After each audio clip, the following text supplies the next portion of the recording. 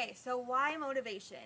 After reading Daniel Pink's book, Drive, this question has made us challenge our own understanding of motivation and, most importantly, the motivation of our students. So this book can definitely open one's eyes to the flaws that are present in how we teach students. But, the thing that we've learned the most through reading this book is that punishments and rewards may work for a while, but we've discovered that that is not the most reliable or the best method of encouraging participation. So by embracing other methods, we can empower students and get them to enjoy learning. So this video is used to kind of give direction on how you can motivate your students, and we will use some of the terms that Daniel Pink spoke of in his book, and some of those include type I and type X, which will have to do with intrinsic and extrinsic motivation, as well as 20% time, which will encourage creativity in the classroom. So I hope you enjoy watching this video and learn something from it. So extrinsic motivation is when you are motivated by outlying factors. You want to get good grades, you want to make a lot of money, you want to go to college. A lot of people have these, but it's not necessarily what we are looking for in the classroom. What would be preferable is this intrinsic motivation, where people are motivated by themselves and learning for the sake of learning. In Pink's book, Drive, he puts intrinsic motivators as a type I personality and extrinsic personalities as type X. Now that we've discussed type I and type X behavior, we need to discuss how do we encourage our students to develop type I behavior.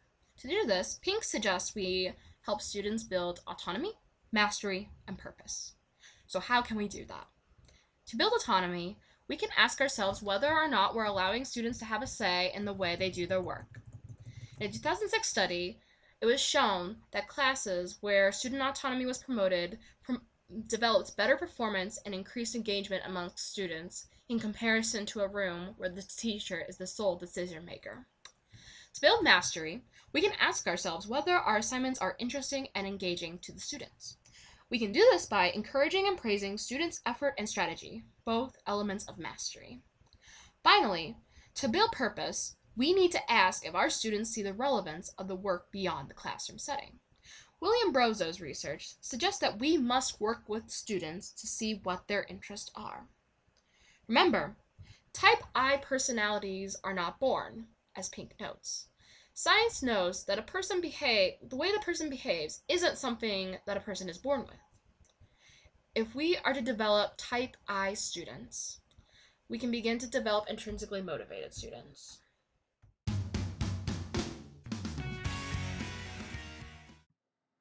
The project that I'm doing with my AP Junior class is called the DIY project, or Do-It-Yourself project.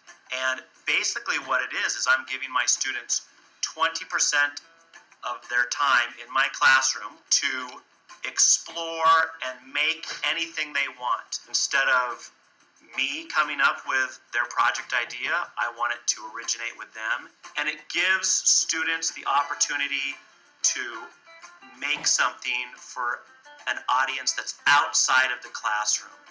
Hey, my name is Pauline Nguyen, and for my project I am creating a high school anthology book, which is basically a compilation of stories in which students submit to me. My name is Daniel Rosika. And I'm David Abraham. And the name of our project is Going the Extra Mile, 1 penny at a time. So since I love running and Daniel likes biking, we figured we would raise money by running and biking. The foundation we chose to donate the money to is the Challenged Athletes Foundation, which provides athletic opportunities to children and adults with mental and physical disabilities. And what inspired me to do this project was this quote that I read, which basically said, write the book that you want to read. And I realized I wanted to read a book that was similar to this, so I thought, why not write it myself? What we want to learn from this project is ultimately how to overcome obstacles to meet our deadlines and our goals. And those obstacles can be anything from injuries to being sick. And so hopefully through this process we'll become better. I hope my students get a sense of confidence out of this, that they can plan and execute a project largely on their own. And I also want them to feel a sense of accomplishment, setting a goal, finishing it, and just being able to flex their creative muscles and hopefully connect with somebody outside of our classroom and make something that's meaningful to them and someone else in the world.